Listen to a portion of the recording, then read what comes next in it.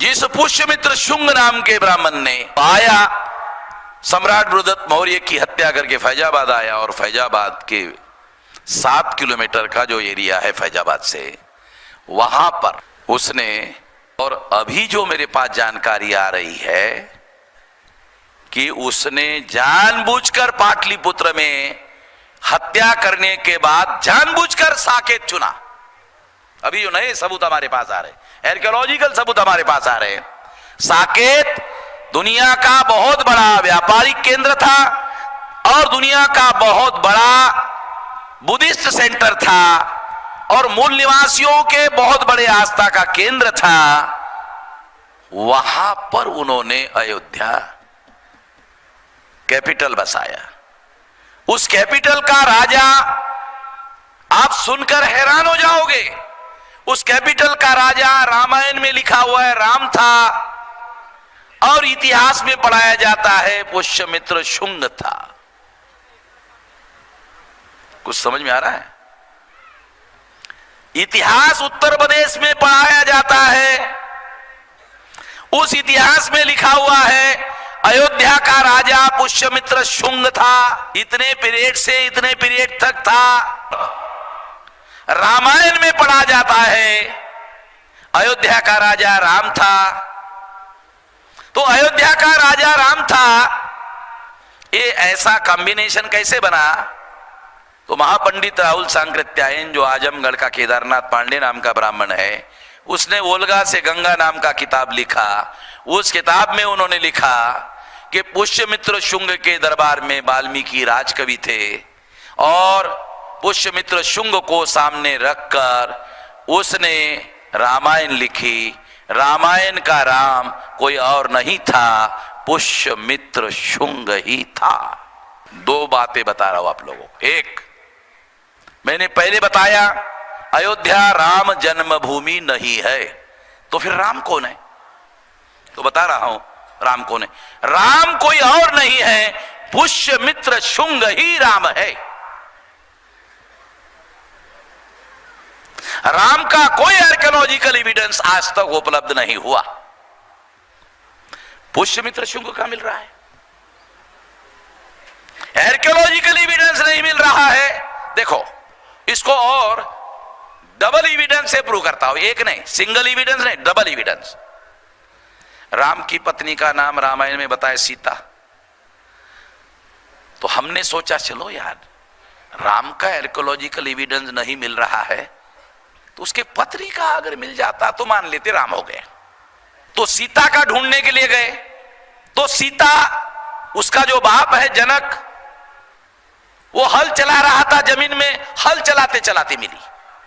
सीता का biological birth नहीं है, राम का बायोलॉजिकल जन्म नहीं है, साइंटिफिक लैंग्वेज में सीता का बायोलॉजिकल बर्थ नहीं है, राम का बायोलॉजिकल बर्थ नहीं है, साइंटिफिक बात में, साइंटिफिक अर्थों में बता रहा हूं। दशरथ निमुत्रिक है, ऐसा ब्राह्मणों ने वाल्मीकि रामायण में लिखा। केरला के कोई व्यक्ति है यहां बोल रहे थे कि राम बड़ा अच्छा राजा था, बहुत अच्छा राजा था। हाँ, अच्छा था। मेरी अगर वो सुन रहे हैं तो उनको लगेगा हाँ बहुत अच्छा था, कितना अच्छा था। इतिहास पढ़ते वक्त क्रॉस एविडेंस ढूंढने पड़ते हैं। क्रॉस एविडेंस जब तक आप प्रूव नहीं कर सकते तब तक वो बात मौलिक रूप से बराबर है नहीं मानी जा सकती। इतिहास पढ़ते वक्त ये ध्यान रखने का। मैं क्रॉस एविडेंस बता रहा हूं आप लोगों को, सामान्य एविडेंस नहीं। अगर राम का कोई आर्कियोलॉजिकल एविडेंस नहीं मिला तो ब्राह्मण लोग ये जानते थे कि भविष्य में ये सवाल उठेगा, क्योंकि हम तो काल्पनिक बता रहे। फिर सवाल पूछेंगे, अरे बुद्ध का मिल रहा है, उसके पहले हुआ। वाल्मीकि रामायण में 2 श्लोक बुद्ध के विरोध में गाली गलौज है।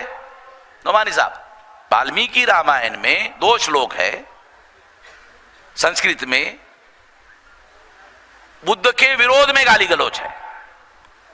यह एविडेंस इस बात को सिद्ध करता है कि वाल्मीकि ने जो रामायण लिखा वो बुद्धोत्तर है, यानी बुद्ध के बाद लिखा गया है। बराबर है विलास? रिकॉर्डेड बात है, प्रूव है, हिस्टोरियन मानते हैं कि रामायण बुद्धोत्तर कालीन रचना है। भी यही कह रहा हूं कि रामायण बुद्धोत्तर है, एविडेंस है वाल्मीकि रामायण में, क्योंकि ये जो मौर्य की घटना हुई, बृहदत्त की हत्या की, ये बुद्ध के बाद चंद्रगुप्त, चंद्रगुप्त के बाद मौर्य और बहुत सारा, फिर उसका खानदान, फिर उसके बाद आखिरी सम्राट, सम्राट बृहदत्त मौर्य, उसकी हत्या करके पुष्यमित्र शुंग राजा बना। तो ये जो पुष्यमित्र शुंग है, उसके दरबार में वाल्मीकि राजकवि थे, जैसे विक्रमादित्य के दरबार में कालिदास राजकवि थे, वो भी संस्कृत का कवि था। उसने विक्रमादित्य को सामने रख के काव्य लिखा और वाल्मीकि ने पुष्यमित्र शुंग को सामने रखकर काव्य लिखा। उस काव्य का नाम है रामायण, है बराबर है।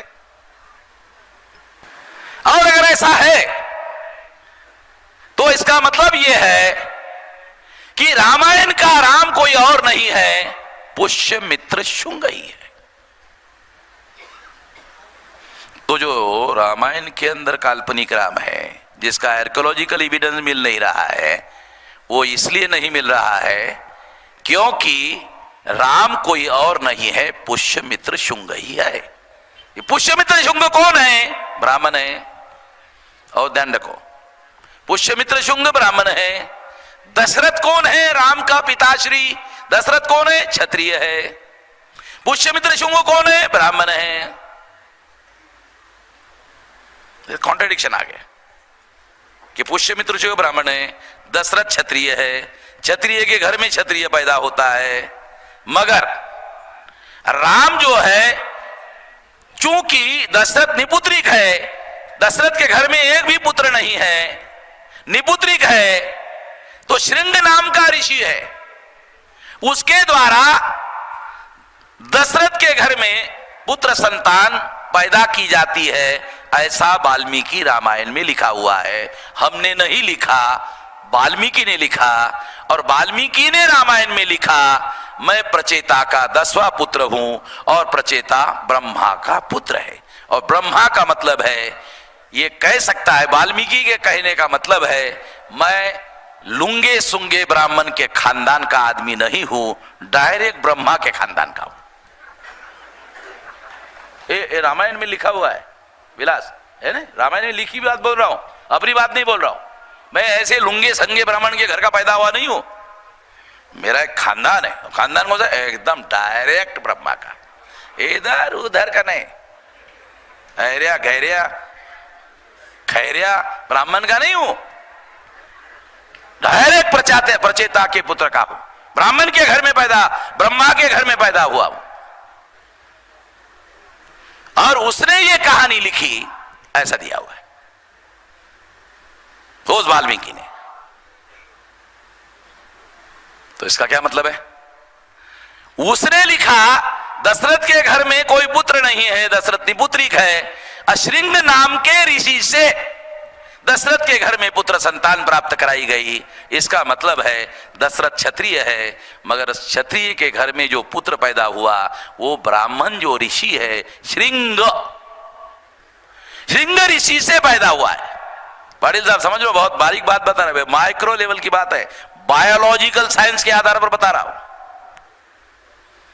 इसका मतलब है वाल्मीकि ने वाल्मीकि रामायण में लिखा कि राम का जो बायोलॉजिकल फादर है वो दशरथ नहीं है, बायोलॉजिकल फादर पुष्यमित्र शुंग का जो बायोलॉजिकल फादर है वो श्रृंग ऋषि है।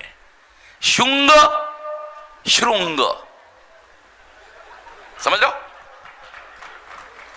बहुत माइक्रो एनालिसिस है। श्रृंग श्रृंग, ये श्रृंग और शुंग एक ही है, ये ब्राह्मण को समझ में आता है और दूसरा वामन मेश्राम को समझ में आता है, बाकी किसी को समझ में नहीं आता। इतिहास में जो टर्मिनोलॉजी होती है उसका विश्लेषण कैसे किया जाए, भाषा शास्त्र का अर्थ कैसे निकाला जाए, शब्दों का अर्थ कैसे निकाला जाए, और शब्दों की उत्पत्ति कैसे होती है और शब्दों की तोड़ कैसे होती है, शब्द कैसे टूटते हैं, शब्दों का अपभ्रंश कैसे होता है, इतना सारा इतिहास में आता है। मैं एक भी विषय का ज्ञाता नहीं हूं नमवानी साहब, मगर मैं अपने हिसाब से पंडित की पिटाई करने हद तक जानता हूं, फिर वो मेरे झंझट में नहीं पड़ते, इतना जानता हूं। और इसीलिए कोई ब्राह्मण, बल्कि गांधीधाम में एक हाई कोर्ट का लॉयर ब्राह्मण था, उसके बाद ब्राह्मण महासभा के लोग गए, कहा कि वामन मेश्राम के खिलाफ केस करना है। वो हाई कोर्ट के लॉयर ने, जो ब्राह्मण था, ब्राह्मण महासभा के लोगों को कहा, वामन मेश्राम को जानते हो कौन है? कहा कि नहीं। पहले जानो। अयोध्या बनाया,